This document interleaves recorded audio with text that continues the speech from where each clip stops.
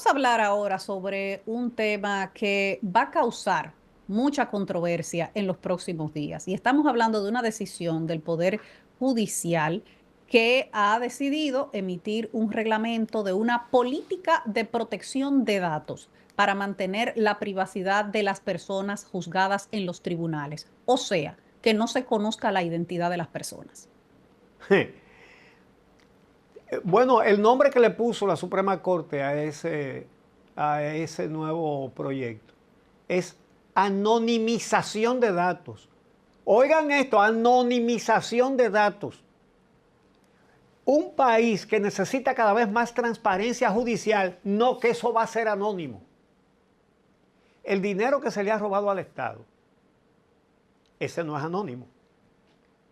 Pero entonces el que se lo roba sí puede quedar en un anonimato oficializado por la cúpula de los jueces. Realmente no hay que ser abogado para entender el principio jurídico de que los juicios, y eso está en la Constitución Dominicana, son públicos, orales y contradictorios. Primero dice públicos. Es decir, no se puede esconder algo que se dilucida en un tribunal.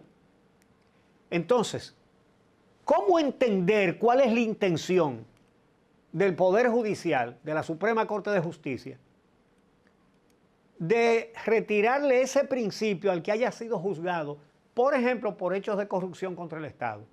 Entonces, la verdad es que la corrupción ha tenido escollos con el Ministerio Público Independiente, pero ha tenido muchos logros y muchos éxitos últimamente.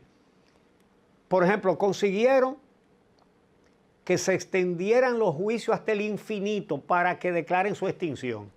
Es decir, basta con que los abogados se enfermen, pongan pero, reclamen otra cosa, y que vayan dándole largas y después dicen, ay, ya se cumplió el tiempo en que había que hacer este juicio.